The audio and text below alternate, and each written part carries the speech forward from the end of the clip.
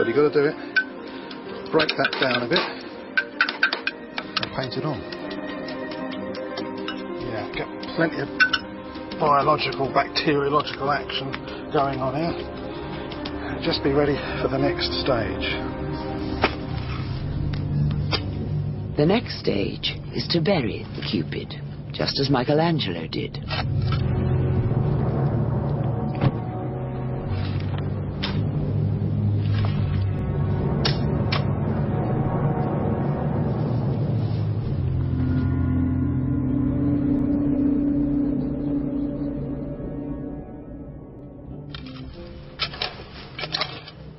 It's 6 weeks later. Leo is about to find out if his attempt at creating a fake has worked.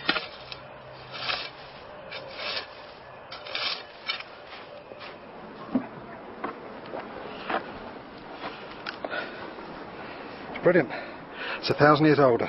Michelangelo took his fake classical sculpture to a dealer to sell. And the dealer soon found a buyer. No ordinary buyer, but one of the most powerful men in Rome. Art historian Rab Hatfield has been investigating Michelangelo's accounts to find out the truth about these shady dealings. Michelangelo gave the statue to an agent or dealer who in turn sold the statue to the Cardinal Riario, one of the wealthiest men of his day and the owner of a famed statue collection, for the price of 200 ducats, which was a great deal of money. But Michelangelo only received a fraction of that price. And we know from a letter that he wrote to his father that he was very upset at the amount of money he received. Michelangelo the faker had been cheated himself, but it was only the start of his troubles. He was summoned to Rome by Cardinal Riario. It was a terrifying moment for the young artist. He must have feared he'd been discovered as a fraud.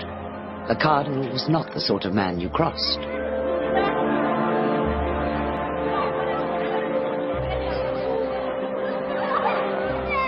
I was desperate to get the Cupid back. I offered to return the money. When that didn't work, I went to see the cardinal. I had no choice. If my reputation was destroyed, I'd never work again.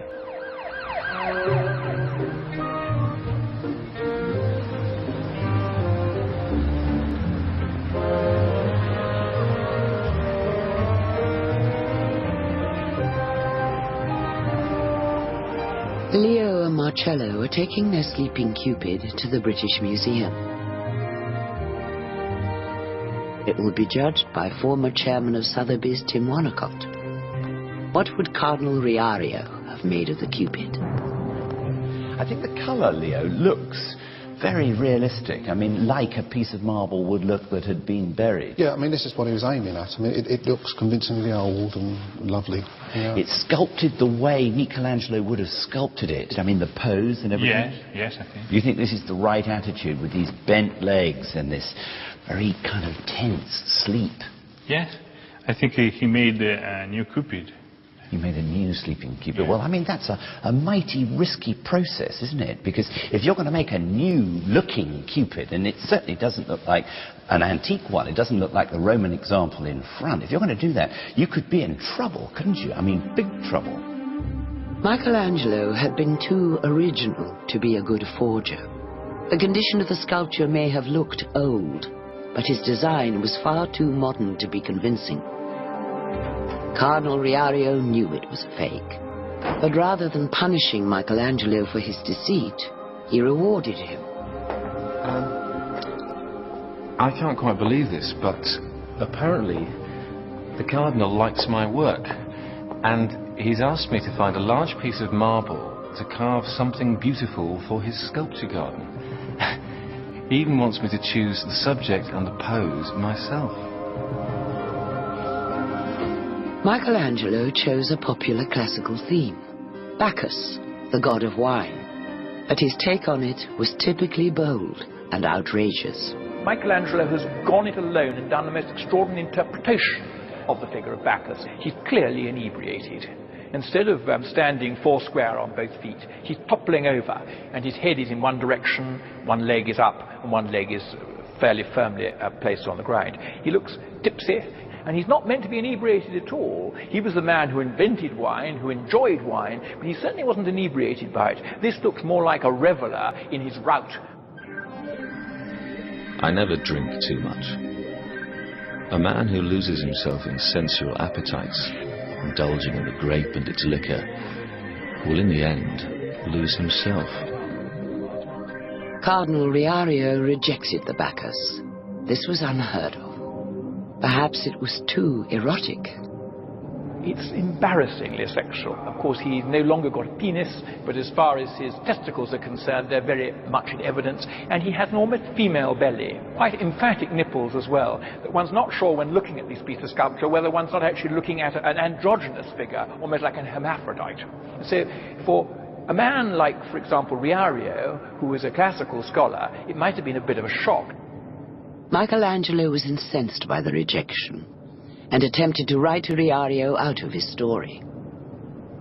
Riario? I never worked on any commission for Riario. Riario was an artistic ignoramus who had no understanding of sculpture whatsoever. The Bacchus was made for a Roman gentleman of very fine intellect named Jacopo Galli. Now you make sure you write that down. Riario.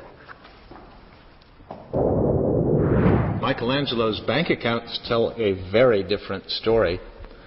The statue, in fact, was commissioned by the Cardinal Riario, who paid a very good price for it and paid for it in full. The rejection was devastating, but the Bacchus taught Michelangelo a lesson which would stay with him for the rest of his life.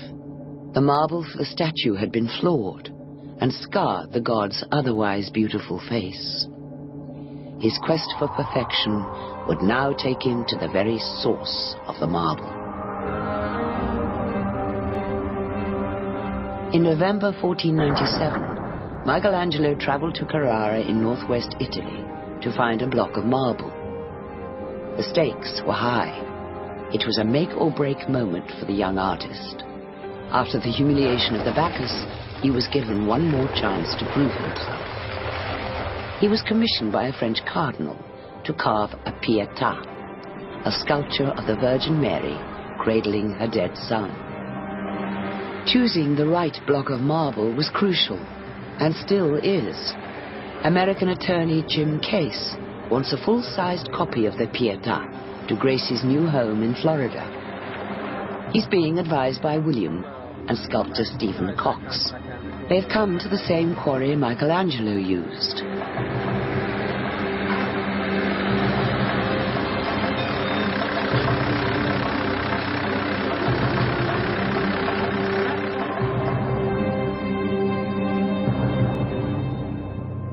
Well, my affection for the Pietà goes back to 1971 when I first saw it in Rome. And I was mesmerized by the beauty and the emotion of the piece.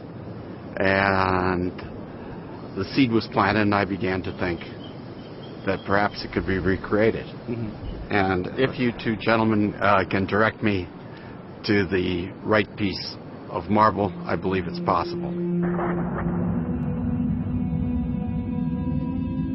It's going to be difficult to find a block of marble for Jim's copy of the Pietà, one as perfect as Michelangelo's. Marble was vitally important to Michelangelo. It was the material which brought him fame, but it was the one which caused him some of his greatest difficulties. Marble embodies contradictions. It is hard, yet malleable. Cold, yet very warm. There is not a single idea, not even from the best artist, which cannot be realized within it. First, it must be separated from the mountain. Then I must build roads to take it to the town, devise pulley systems, design carts. There are many arts to being a sculptor.